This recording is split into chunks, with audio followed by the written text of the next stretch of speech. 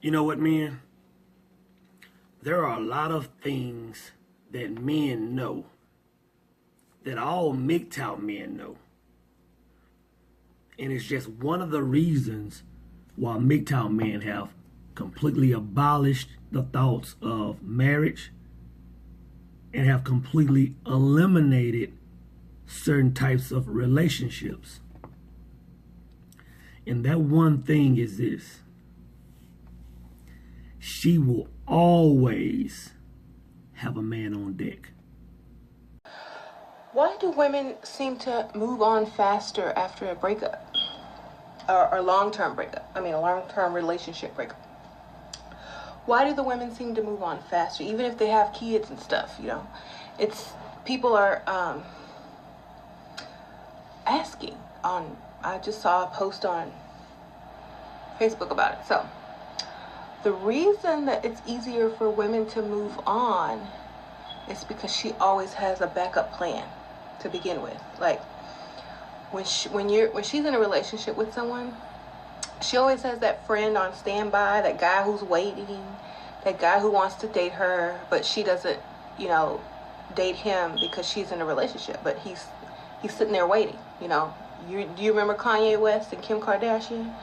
She got married like twice and dated a few people, and he was like waiting in the sidelines. So there's always that dude that's waiting for your woman to leave you. You know, I believe in the +1 rule, right? Okay. You know, you have a boyfriend, then you have, you know, the dude on the side who like you and you don't like him. That you know, you call when your boyfriend don't call you and stuff like that. I believe in that. You get that tuned up, don't you, girl? Now, before you go wake your girl up, asking her who the man is on deck, before you go through searching her phone and all that nonsense, allow me to elaborate. So if you have interaction with a woman, you're going to fit in one of two categories. Either you're going to be the guy she wants, or you're going to be the guy she'll marry. So the guy she'll marry is typically your beta male. Let's call him a beta male. He's the guy that's buying flowers on Monday. He's the guy that's buying chocolates on Wednesday. He's the guy that's taking her to a 5-star restaurant every Friday. He's the guy that's texting her all day, asking her what she's doing instead of focusing on his grind. He's the guy that's always cupcaking, telling her how much he loves her and putting her on this pedestal. Now, society, you know, through television shows and sitcoms or whatever, has told men that this is what the lady wants, but this is not true. So let's talk about the guy she wants. The guy she wants, let's call him the asshole, right? So the guy she wants, first off, is focused on his grind. So he's unable to really shower her with any kind of extra attention. Can he show love and affection? Yes. But he's so focused on going forward that he's unable to shower her with all the BS. The asshole is unapologetic for being a man. He doesn't ask for forgiveness for sharing his thoughts. He's he's comfortable in his manhood. So when we're talking about a woman having a man on deck, the man that she has on deck is typically gonna be the type of man opposite of what she has in her life. In other words, if she's dating or she's with an asshole, her man on deck is gonna be the beta male. If she's dating the beta male, her man on deck is gonna be the asshole. All right, now that we've established that, the question is, well, how far is she going with this guy? And to answer that question, it really depends on who you are, right? Now, when we talk about how far she's going with this guy, I have some good news and I have some bad news. The good news is this: if you're the asshole and the guy that she has on deck is the beta male, there's a good chance that she's not sleeping with this guy, and I'll tell you why. Because the way that the beta male is made up, you know, he's all about showering her with these words of affirmation and cupcaking and all that. It takes very little to keep him on deck. You know, she may send this guy, you know, a butt pic every once in a while, or give him some words to let him know he's the guy on deck. But that's all it takes to keep this guy, and this guy's never going anywhere else. So that's the good news. The bad news is this: if you're the beta male, and the guy that your woman has on deck is the asshole, it's a completely different scenario. And this is why.